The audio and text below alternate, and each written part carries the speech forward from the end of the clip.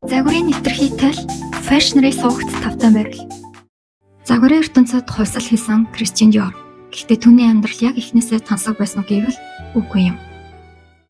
1905 онд Францын Нормандийн жижиг Гранвиль хотод төрсэн жаахан хүүг 14 настайд нь нэгэн циган зүүн чимэгтэй чи ирээдүйд халаасандаа сохорцоос ч үгүй болох хэдий ч эмэгтэйчүүдийн ач буйнаар үлэмж баяжна гэж зөнсөн гэдэг. Диор эцэг эхийнхээ хүслээр дипломатч болохоор сургуульд элсэн орсон ч сэтгэл нь урлаг руу татагцаар л байсан юм. Эцэст нь найзтайгаа хамт уран зургийн галерей нээж Пикассо, Дали, Брак зэрэг алдарт зураачдын бүтээлийг худалдаалдаг урлагийн дилер болсон юм. Гэхдээ аз жаргал удаан үргэлжилсэнгүй. 1931 онд ээж нь нас барж, аав нь дампуураа зогсохгүй өвдснөөс гадна эдийн засгийн хямралаас болж Диор галерейгаа алдаж бараг юу ч үгүй хосорчээ. Амьдралаа залгуулахын тулд өөрийн зурсан зургууд мөн сэтгүүлүүдэд хувцсны эскизүүдэд зарж эхэлснээр тэр анх удаа загварын ертөнцөд хөл тавьсан юм. Түүнийг энэ хэцүү цаг үеэс аварсан хүн бол Францын хамгийн баян давуу үйлдвэрлэгч Марсель Бусак байсан юм. Тэр Диорын авьяасыг үнэлж би санхүүжүүлье чи өөрийн брэндээ байгуул гэж санал тавьжээ. Ингээд 1946 оны 10 сарын 8-нд Ламайсон Кристиан Диор анх удаа үүдээ нээсэн. Диор брэндээ Coral буюу цэцгийн дэлбэг гэх нэр өгөх байсан боловч Бусак түнд өөрийн нэрээрээ нэрэл чамд энэ л аз авчирна гэж итгүүлсэн юм. Үнэхээр ч Кристиан Диор нэр нь аз авчирсан юм.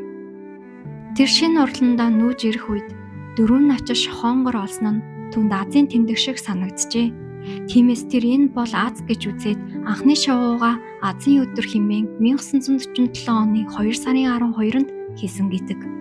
Диор Аз мухар сүсэгт маш их итгэдэг хүн байсан бөгөөд тэр халаасандаа өргөлж дөрвөн навчиж шохоонгор жижиг төмөр од аметист чулуу авч явдаг байсан нь түүнд хамгаалалт урам зориг өгдөг байсан гэдэг. Диорын нэрийг түүхэнд мөнхөлсөн Нью Йорк. Дайны дараах Парис уйтгар ядралт дарагдсан хот байсан юм. Хувцас хомос эмэгтэйчүүд олон жил дайны дөрөнд баригдаж жинхэнэ гоо үзэгслэн тансаг мэдрэмжийг эргэн мэдрэхийг хүсэж байсан үе юм. Ийм л үед Диор яг цагийг нь тааруулж Нью Йорк хэмээх анхны цуглуулгаа танилцуулсан юм. Нарийн бэлхүүс, тансаг ханцуу, цэцгэн мэт өргөн банзал, эмэгтэйлэг даашинзууд. Энэ бол дайны хүнд үеийн дараа эмэгтэйчүүдэд дахин цоошин гоо үзэгслэн эргүүлэн авчирсан жинхэнэ хувьсал болсон юм. Мэдээж түүний бүтээлийг алаг ташин хүлээж авах хүмүүс байсан ч мөн эсэргүүцсэн хүмүүс ч байв. Нью Йорк коллекц гарсны дараа Лондон, Нью Йоркт эмэгтэйчүүд Диорын бүсэлгээ барьсан банзал, өргөн загварыг эмэгтэйчүүдийг дахин гэрийн хорионд хорлоо гэж үзэн чагсаал хүртэл хийжээ. Тэгэхэд тухайн үед Диор зүгээр л би эмэгтэй хүнийг эргүүлэн дэгжин болгомоор байна. Загвар бол даавуу биш сэтгэл зүй юм. Эмэгтэй хүн өөрийгөө дахин хайрлах мэдрэмжийг би буцааж өгмөр байна гэж хэлсэн байдаг. Диорын амжилтын ард 90 минутын гайхамшиг. Нью Йорк коллекц шоуны өмнөх ороо загваруудаа бүрэн тусгаагүй байсан гэдгийг та мэдэх үү? Диор өөрөө даашинсны урт дэлбэг нэг бүрчлэн гараараа засаж ердөө 90 минутын дотор шоуныхаа бүтээлийг дуусгасан байдаг. Түүний даашинснуудын үн тухайн үеийн Францын дундас сарын цалинтай тэнцэж байсан ч хүмүүс улам ихийг хүсэж байлаа.